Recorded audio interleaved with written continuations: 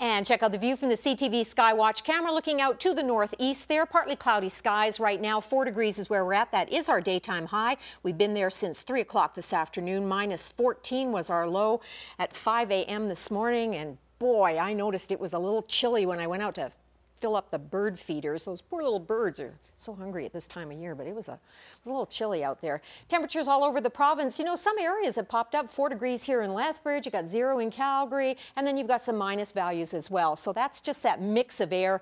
Cold air is trying to exit the province. We've got some warmer air that's trying to reestablish itself. Thanks to a low pressure center, rotation around this is kicking in some bands of precipitation into southeastern BC and the central areas. Higher elevations, of course, still expecting that snowfall, mixed precipitation in some of the lower elevations. On this side of the Continental Divide, we are expecting to see that area of high pressure really start to push in and redevelop overnight tonight and into tomorrow. And we've got several days of that, with one exception. One day where it looks like a little rogue system moving across in the upper levels, giving us maybe a 30% chance of flurries. But other than that, temperature-wise, we're certainly going to be doing pretty good. To the east of us, though, poor old Saskatchewan, even with the temperatures in minus double digits, you know, not really low minus double digits in Regina, they've still got a wind chill value of minus 21 at this hour. So very chilly there with that Arctic outflow still in place. Radar showing pretty quiet here. We've just got some high thin cloud in some areas just along the foothills, but really we're just looking at some very quiet conditions here.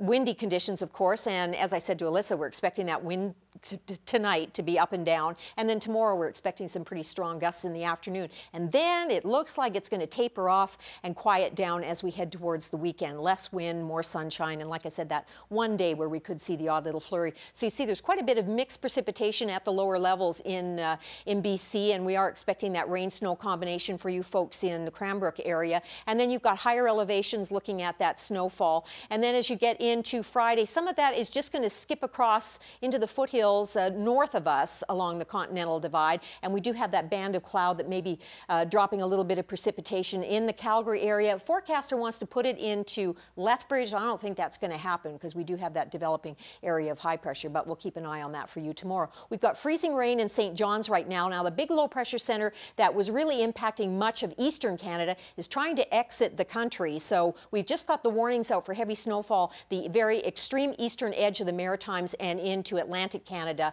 And then we've got those cooler temperatures, minus 10 degrees in Winnipeg right now, minus 11 in Regina, but like I said, minus 21 with the wind chill, minus 12, and some light snow happening in Saskatoon, minus 4 in Edmonton.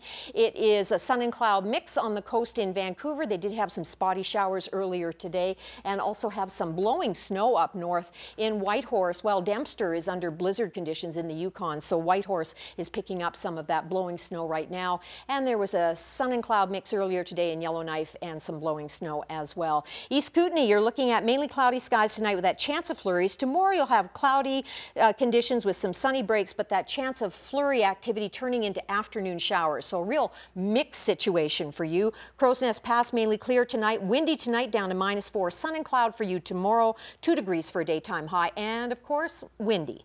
Medicine Hat clear tonight. Sunny tomorrow. 4 degrees for a daytime high tomorrow. And your winds will be kicking up a little bit in the afternoon as well. And here in Lethbridge, lows of minus 5, high of plus 5 tomorrow. We're expecting a sun and cloud mix. Windy gusting to 70 kilometers per hour in the afternoon. 5-day forecast popping up on the screen. As you can see, pretty healthy temperatures. Average for us now in Lethbridge has bumped up to 3 degrees for daytime highs. So we're not far off the mark on these 2 days. And of course, we surpassed that average high on the other days as well. So it's looking pretty good. Dory's Story. This is part 1 of a multi-part series on what goes on at 5th on 5th Youth Services.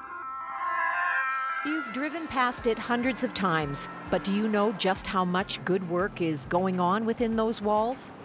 Hard work and success stories, lots of them. 78% of youth that participate in 5th on 5th programs find employment or return to school to continue their education. 5th on 5th Youth Services was established by a wonderful group of the community who decided that something like this was needed in town way back in 1994, so we've been around since then. And our focus is looking at helping youth, which we define up to the age of 30, with either academic development, career development, employment, or social skills. It's so much fun to work here. There's so many young people that come in our doors that really just need somebody either to listen to them, point them in the right direction, or just have somebody give them a few little tips that will help them be successful. And the bright, shiny faces when they come back because they've gotten the job or they got into the school they applied for and they're just so excited is wonderful. Some youth will only work with a couple of times, others will work with over years, and those ones are always interesting too because they'll come back and they've got their own kids now and they own a house and maybe their own business and they're just doing really, really well and they feel a part of the family. With a staff of 12 and a dedicated team of volunteers, Gail is proud of how many youth are benefiting from 5th on 5th services. Last year we had over 17,000 visits to our facility, so we're a very busy place helping thousands of youth every year.